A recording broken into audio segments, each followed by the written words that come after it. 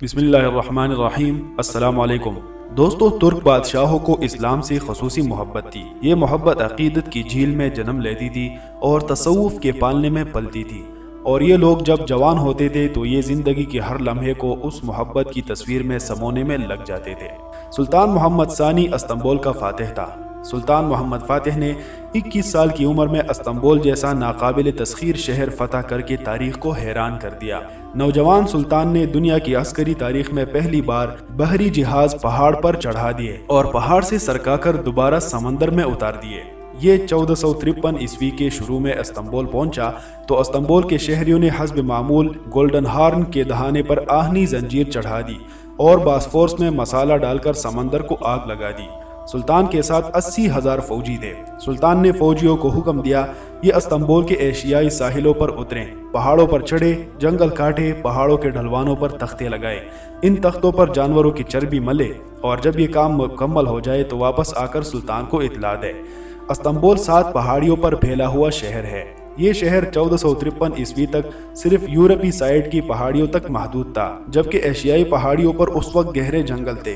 سلطان کے حکم پر جنگل کاٹا گیا، درختوں کے تنے کاٹ کر تختے بنائے گئے، یہ تختے پہاڑ کی چوٹی تک نصب کر دیے گئے۔ سلطان نے مشاہدہ کیا اور یہ تختے اب پہاڑ کی دوسری طرف گولڈن ہارن تک لانے کا حکم دے دیا۔ اس حکم کی تعمیل بھی ہوئی۔ سلطان نے تختوں پر جانوروں کی چربی لگوائی اور اس کے بعد حکم دیا بحری جہازوں کو پہاڑ تک لایا جائے، پھر انہیں رسوں سے باندھ کر کھینچا جائے، پہاڑ کی چوٹی تک لائے جائے اور بعد ازاں انہیں رسوں کے ساتھ باندھ کر پہاڑ کی دوسری سمت سمندر میں اتار دیا جائے، اور یہ کام صرف 1 رات میں مکمل ہونا چاہیے۔ جی ہاں، صرف 1 رات میں۔ سلطان کے اس عجیب و غریب حکم کی تعمیل بھی ہوئی۔ قسطنطنیہ کے شہری مزے سے سوتے رہے اور ترک فوج اپنے جہاز پہاڑ پر چڑھا کر گولڈن ہارن میں اتارتی رہی۔ اگلی صبح قسطنطنیہ کے عوام کی آنکھ کھلی تو وہ گولڈن ہارن میں ترکوں کے جہاز دیکھ کر حیران رہ گئے۔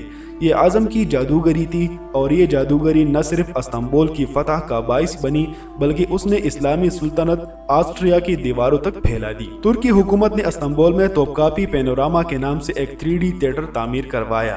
یہ گنبد نما عمارت ہے جس کے عین درمیان میں دائرے کی شکل کا ایک وسیع ٹیرس ہے۔ اس ٹیرس کے چاروں اطراف گنبد کی طرح گولائی میں سنیما اسکرین ہے، اور اس اسکرین پر سلطان فاتح کے حملے کی منجمد فلم چلتی ہے۔ یہ آواز، تصویر اور رنگوں کا ایک ایسا خوبصورت جال ہے جو آپ کو ٹیرس پر چڑھتے ہی اس عظیم جنگ کا حصہ بنا دیتا ہے۔ آپ کے سامنے گولے پھٹتے ہیں، لوگ فصیلوں سے گرتے ہیں۔ سلطان فاتح استنبول کے قلعے کی طرف اشارہ کرتا ہے، قلعے کی سپاہی قلعہ بچانے کے لیے جانے دیتے ہیں، قلعے کی دیواریں ٹوٹتی ہیں۔ سلطان محمد فاتح نے جب استنبول کو فتح کیا تو آپ نے استنبول کو ایک بہت ہی بہترین اور خوبصورت شہر بنایا۔ وہاں پر مسجدیں تعمیر کروائیں، توپکاپے نامے عجائب گھر جس میں حضور پاک صلی اللہ علیہ وسلم کی موئے مبارک اور تلوار وغیرہ پڑے ہیں، وہ بھی آپ نے تعمیر کروایا۔ خشکیوں پر کشتیوں کو چلانا سلطان محمد فاتح کا ایک ایسا کارنامہ ہے جس کی نظیر دنیا میں ملنی مشکل ہے، اور نہ کوئی اس کی مثل لا سکتا ہے۔